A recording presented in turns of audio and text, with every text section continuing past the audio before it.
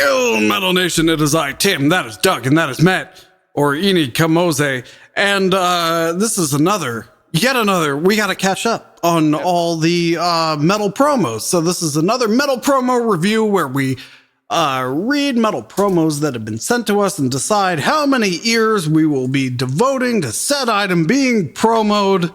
In this case, I believe, to 6 ears. That's a perfect score. That's a perfect score. 6 ears. 2 ears each. There's 3 of us.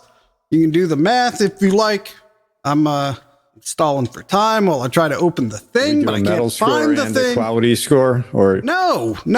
We just decide how, like, if we like it. If it's something we're going to devote our entire attention to, we're going to give it 2 full ears. If it's something where you're just going to like kind of like listen to it a little bit, you're going to leave an ear out. So that's a 1 ear. Oh. You know, if it's something you don't want to listen to at all, maybe like you're a guy a few cubicles down from you, you know, because we all got boring computer jobs. Mm-hmm. You know, if he's listening to it, that's like a quarter of an ear, right? Right.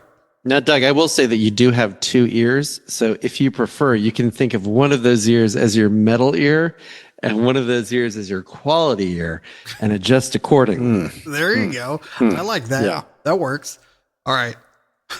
I think we started the last few with a bunch of rants about stuff. Yeah.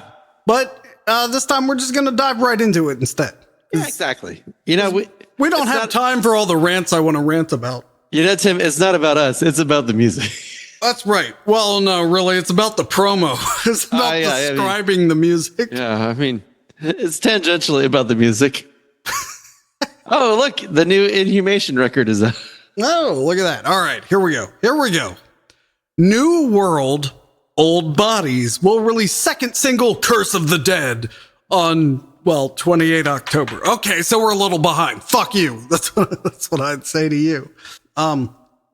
Let's see. New World Old Bodies, self-released, digital CD will be the full release with the single on it. Like, I don't understand why they wrote that. So it's a digital single, but you can get it on the CD with the rest of the stuff, I guess. Okay, sure. Genre. They self-describe their genre as rock, experimental, horror-driven concept, and their country is UCK. So why are they getting a metal promo review? Yes, because look at this. Is that for our audio listeners? There's a guy in like corpse paint holding the invisible grapefruit. You know, super metal. It says "Curse of the Dead." There's like decayed faces or whatever. It broadcasts metal. All right. So this is coded as metal. That's why. Okay. Exactly. All right. So even though they're clearly a rock and roll band. Maybe. I don't know. We have to read their text. All right. Here it is. Born from a strong visual concept. All right. 2 ears. New World Old Bodies leans on 80s zombie film imagery and art to shape sound and narrative. Curse of the Dead carries that approach forward with a spoken narrative feel and a cinematic pacing, drawing on touch points the project cites openly. Pink Floyd, hang on, Jeff Wayne's War of the Worlds, classic horror film soundtracks, and fringes of black and progressive rock. All right. Black rock? That's like the mutual, like, isn't there, aren't they like an investment group, BlackRock? Weren't they involved in like the 2008 financial crisis? Everything on the track is written, performed, recorded, produced, and mixed by Morior Erratum. That's that guy. Keeping tone and intent consistent from first note to last. As the project frames it, this is a, quote, themed musical journey where today's reality dissolves into the darkness of tomorrow. The single follows the debut Rising from the Grave and precedes the EP Trilogy 1, due on November 25th, 2025. That's it. His top link is a TikTok link. So, he likes TikTok so much, he put that there twice. And he also put 2 Bandcamp links. So There you go. There's the whole promo. And it's like, yeah, like I said, this reads like it looks like it would be black metal, but it's going to sound like, well, you got to put an era on Pink Floyd, like Roger Waters era Pink Floyd or I always get Doug Gilmour and David Gilmour confused, or Gilmour era Pink Floyd, because one is better than the other. And neither of them are metal. It's like AOR or something. Yeah. 1920s fonts. Okay, so I give this high marks for the metalness of the imagery, but very low marks for the metalness of everything else, including describing the music. So I'm going to give this, I'm going to give it half an ear, but I'm going to give it one eye because I want to see what's going on. Okay. Doug, go ahead. The Jeff Wayne's War of the Worlds is not metal, but the like knockdown effects of it is metal. Plus the way that only the British like it and not us at all. I appreciate kind of an elitism and a populism to it. 1 year. Okay. A suite of EPs. That's interesting too, right? RVG did that, so don't knock that. EP. Yeah, but the difference is like RVG is a band. Yeah. So let me explain exactly what the problem is here. This is what's his name again? Like Spooger Joe? I don't know. I've moved on. Yeah, it's like Necromorticious or something. No, it's not even that cool. Yeah, it's like Elmer Mortorum or something. Anyway, he is trying to embrace the serious silliness. He's very clearly a nerd. Morier erratum. Morier erratum. Yeah. He gets 0 ears from me, because he is trying to do something that's inherently silly, and doing it in a serious way, but he has the balance between the seriousness and the silliness reversed. He's doing the serious part silly and the silly part serious, as you can tell by that cacophony of text explaining what he's doing. You just say, I came from the pit of the cemetery where I was freshly molesting the bones of your mom. Listen to my record. That's how you do what he's trying to do. But he thinks he's too smart and too important, and so he needs to explain his very simple, childish idea. And for that, I award you no points, sir.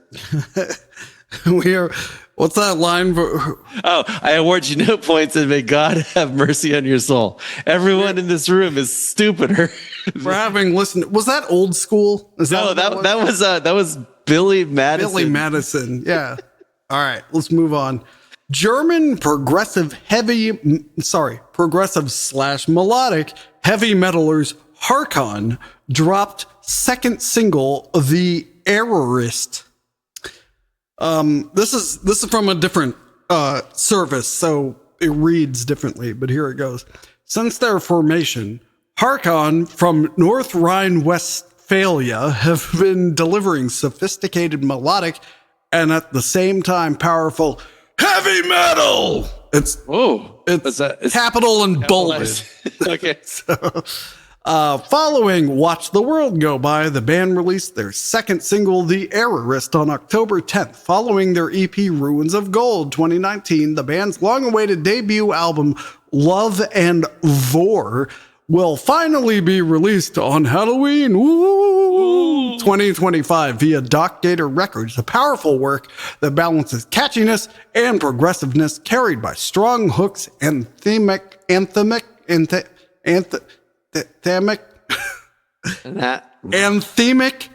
choruses and profound lyrics for fans of Fate's Warning, Queensryche, Nevermore.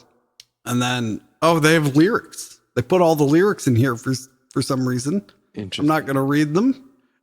For the powerful, transparent, and wonderfully organic overall sound of their songs, HARKON once again relied on a well-established producer duo, Cornelius Rambat, disbelieved bonded Sodom the very end, handled the recording and mixing, while Dennis Köhne, Lacuna Coil, Caliban, Ordenogan took care of mastering. The result is an organic, powerful, yet modern sound that perfectly captures the essence of progressive and melodic heavy metal. Quote, It is marked by its heaviness and metalness. the errorist is about seeing mistakes not as failures, but as opportunities. Everyone makes mistakes, but you can learn from them to find yourself and, in an increasingly divided world perhaps, also to find each other again while distinguishing true terror from supposed error. All right. Oh my God, there's so much more to this. True terror from supposed error? Oh, I see why metal has to be in all caps, because that ain't a metal attitude at all. No, it's not. All right, lineup. Hey, Doug, everybody makes mistakes. The important thing is that we learn from them. Okay. The lineup Think of them is as more of opportunities. Bjorn Gooses on vocals, Volker Rummel on guitars, Marcel Villenat on bass, and Lars Zahner on drums. Okay. All right. That's enough. I guess it's the singer there who's ashamed to be in that band photo because he's covering his face with his hands that are covered in black for some reason. Well, it ties in with the album cover. I'll give him. It does. Yeah. For conceptual continuity. So it does. I didn't look farther left. It's okay, Tim. That's why pencils have erasers. I learned from my mistake. Mistakes. You know, I will look farther to the left. All right. So the single cover is a fist that's blackened and covered in goo. Oh wait, that's not even blackened. Fuck. And it says HARKON the errorist. Oh, I get it. So there you go. Let's see. So there's a band called HAIMAD. That's, Yeah, it's this band. We're looking at them. no, this is HARKON. Oh. HAIMAD is just unlistenable, total dog shit. So I'm glad that it's not HAIMAD, it's HARKON. So there's an ear right there. For fans of, what was the for fans of? Bacon. No. That'd be great if they just said for fans of bacon. Fate's Warning, Queensryche, and Nevermore. Okay, HAIMAD, they love Queensryche and Fate's Warning, but they can't channel their creativity or talent. But Nevermore, that's a wild card. I feel like I'm kind of rambling here, and the reason is I don't know what to think of this. I'm worried it's progressive crap. But I don't know. With 3 of the 4 band members looking at me like that, it's making me kind of uncomfortable, which is the most metal thing they've done so far. So in light of that, I'm going to give it 1.26 ears. You're on the right track, Tim, but you're just a little off. This is 2 ears. Let me explain to you why. These gentlemen have no reason performing heavy metal. Thematically, they're not heavy metal. They don't look like they would even enjoy heavy metal, and yet they did a metal record, which is pretty goddamn metal, if you ask me. So that's why they're getting 2 ears. Listen to the errorist. It's probably a mistake, but mistakes are sometimes the best thing to make. Yeah, I think Matt's on the right track. It is 2 ears. They provoked an emotional response from me by labeling a bunch of things that aren't metal, yeah. And then you have to roll with it. I don't know, 1 in 10 melodic, progressive death metal. No, they're actually not. They're just progressive metal. 1 in 10 of these albums isn't incredibly boring, so it could be good. But good job. Respect. All right, next. We need to close it. All right, from now on, we need to close every review with respect. I refuse to do that. All right. HAIMAD, a melodic and symphonic black metal band from Sweden, will release their debut album, When Night Rode Across the North, on November 7th, 2025 via Northern Silence Productions. That was weeks ago, so you can get it now. The record draws on the Scandinavian tradition of the mid-1990s, uniting orchestral sweep with cold, driving riffs and Tolkien-laced imagery. Oh, so you mean when black metal added keyboards and everyone called it false black metal? Got it. All right. It's also when black metal got better.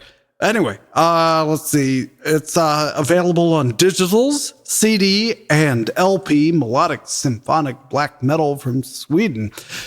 Back in 1994, back in my day when black metal was relatively young, underground and deadly serious, a group of young men gathered in Sundsvall, Sweden to form a coven of occult worship in order to spread the dark arts. Their quest to enlighten and convert started with the release of A Dream Vision Vanquished in 1995 and progressed to the birth of Arte de Occulta, released The Horned Moon in 1996. At the height of the 90s wave of melodic black metal, the group then participated with the song Under Spread Wings of Eternal Darkness on the classic Full Moon production sampler A Tribute to Hell. Encountering hardships of death and despair on their dark and spiraling path, the band was forced to take a break until 1999 when lead guitarist Azradan again picked up the torch. I feel like you should have picked up a guitar. And the remaining members of HAIMAD opened another chapter with the Majestic EP. After that release, the band went on a long hiatus. Many years went by without a sign of life before Azradan, now the only remaining founding member, set out to resurrect the band once more and recruited a new lineup in order to turn his powerful vision of symphonic black metal in the best tradition of the Scandinavian mid-90s into reality. And who else but musicians who were part of that same black metal scene back then, would be able to create something that reminds so powerfully of the good old days. Thus, HAIMAD returned stronger than ever. There's like 3 more paragraphs. I don't know if I want to keep going. But what you're saying, Tim, is the band members were like made a pledge to play together, but then they failed to meet that pledge until finally one of their heirs returned and called them forward to play and serve the oath. Right. Something. This is very Tolkien. All right. Lots of words. Keep going. 90s classics. Incredible EP, The Return. All right. Track list. When Night Rode Across the North. Opens with the title track. Then Nen Sinadril, Where Serpents Wait in Withering Ruins. The track 4 is Nar, which is I think how they say no in Australia. Nar. Track 5 is Voice of the Dread Abomination. 6 is Of Smokeless Fire and Smoldering Ash. Well, if the fire is smokeless, how is the ash smoldering? But maybe that's the conundrum. And then the 7th track is The Key to the First and Final Day. All right, so the artwork is clearly Sauron holding part of a sword, more like a big dagger. And the artwork looks like, reminds me of In the Nightside Eclipse, but like if you tried to recreate it in Skyrim and take a screenshot. Oh, you think that's Sauron? I thought that was one of the Nazgul. It could be a Nazgul. And to be clear, Dave? this is album artwork and not a band picture. Yes, yeah, I believe it is album artwork. All right. Well, good. So it's not automatically disqualifying. Good. All right. I will go first. Swedish black metal? I don't know. Feel like Norwegian black metal is where it's at. But symphonic 90s black metal. Yeah, this is either great or terrible. There is no middle ground. Nope. I'm hoping for great. I'm going to give this 1.666 ears. Fair. Very fair. Do we have a list of the musicians? No, it's pretty metal. They only mention the one guy repeatedly. Yeah. So it's going to be the one guy and 3 Polish ringers. No. There were other people from the scene in the 90s in Sweden, that's but not important enough to name them. Yeah. Right. Go ahead, Matt. I'm ruminating. Yeah, I mean, again, I'm not entirely sure. I'm not entirely sure how to make this work, but There's lots of things I like. Tolkien is fine. I like their little logo-y thing. Tim gave it a 1.666 just because he likes Tolkien. I also like Tolkien. And symphonic black metal. I didn't talk about their logo. Their logo looks like it's made of wicker. But there's a prominent inverted cross for no reason. So that's great. It looks like the kind of logo like you'd wear on a shirt and then you like be called to the principal's office and like they want to like send you home, but they can't quite articulate why it's bad. So that's good. Yeah, it is a 1.48. It's fine. It's good. I'd listen to them and likely enjoy them. Logo looks like the bat thing from the end of the movie Life Force to me. Oh, yeah, that's a good call.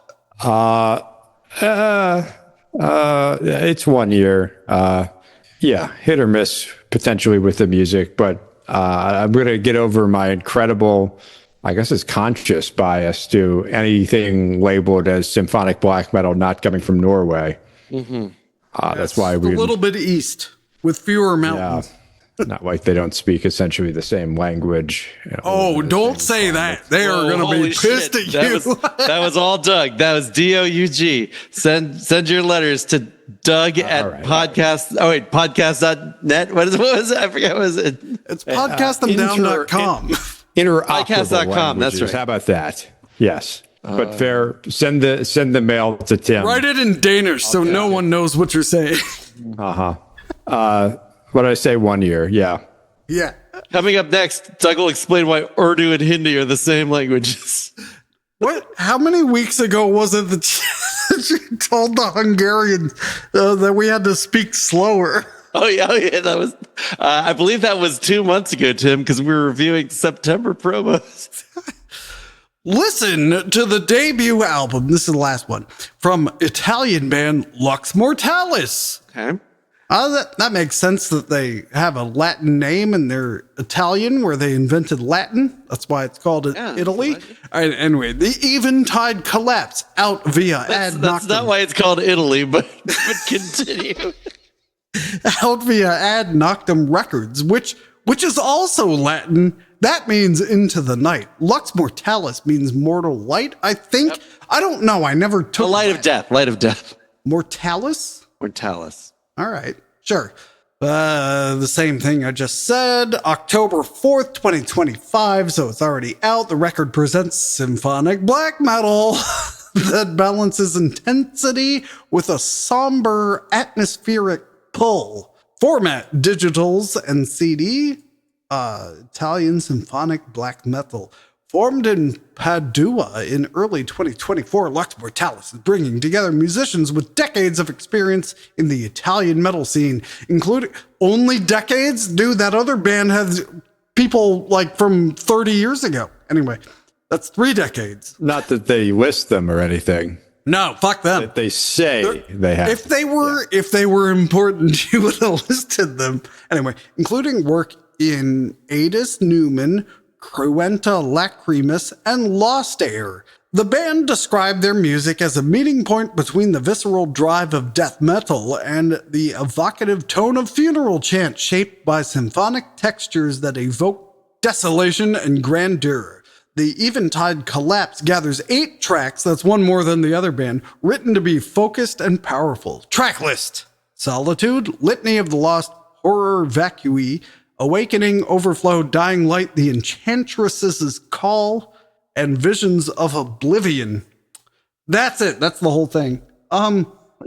So the band describes itself as symphonic black metal, but their description of the album is symphonic death metal and funeral doom metal. Did I hear that right? They don't say doom metal, but what do they say? Evocative tone of a funeral chant, shaped by symphonic textures. So I don't know. Interesting. Okay. So the album artwork looks like something you'd find in the booklet for a Camelot album. So it's got a lady wearing like a gothic lady wearing like some sort of head thing, crown, brambles, vines, whatever. And she's wearing something that probably lifts and supports, but also separates.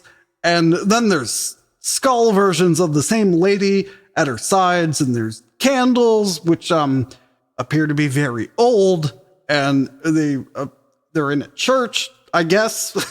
And there's a skull at the bottom.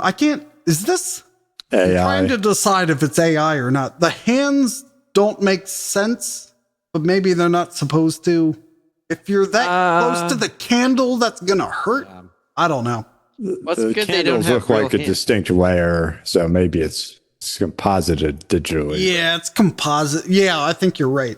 All right, the band photo is a lady who's wearing fishnet everything, and dude's wearing clothes with various metal adornments. And if you look just right, the guy in the back, with long hair and a t-shirt, looks like he's got a really sexy leg going on.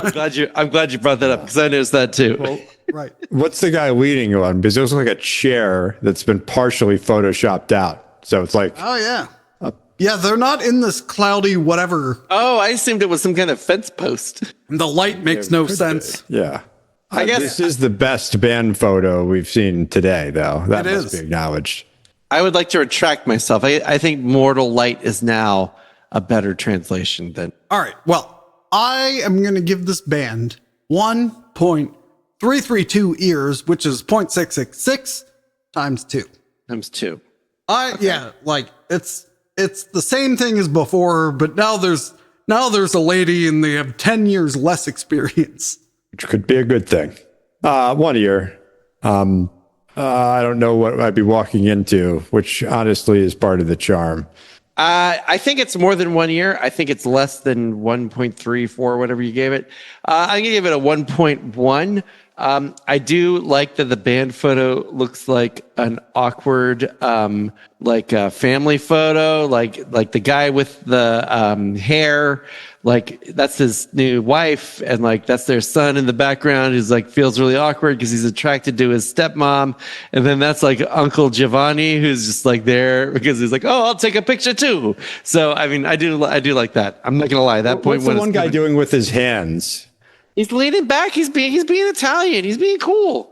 Well, he's not holding anything, right? His arms are just sort of quarter extended. Yeah, you're talking, Matt. You're talking about the guy on the right who's leaning back and being cool. Oh, father. Guy on the left is like, it's like he's trying to hold a broomstick or something, but there's nothing there.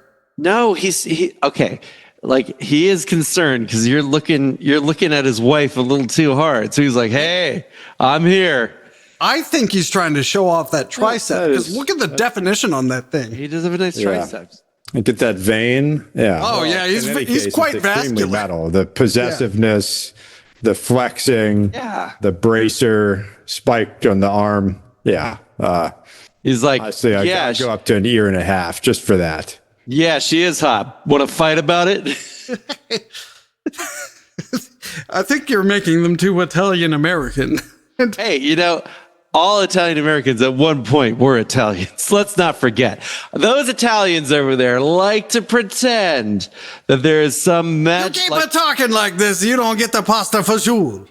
They like to pretend that some kind of crazy amnesia gas exists over the Atlantic, and magically everyone stepped off them boats in Philadelphia and New York City and magically transformed. You're Italian. We know, guys. We know. Do Italians in Italy care about Christopher Columbus, or is that only in our cities? That I don't know. He's a good boy.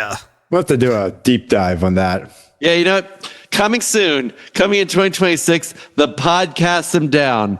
Columbus Day investigation. Don't like it. I'm sure all the things he did were very metal. I mean, also things I don't want to talk about. I think I'd be hard pressed to think of a more metal man. God. Yeah, and that's why Christopher Columbus in 2026 will be awarded the Podcast Them Down Metal Man of the Millennium. No. All right. I believe the winner was this band. Yeah, Mr. Nazgul. Dude, our Philadelphia numbers are way up.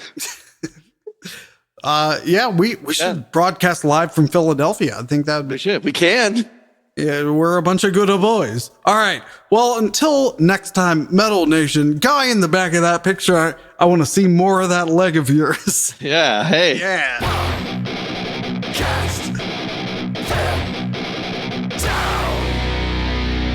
See you around, you piece of ass.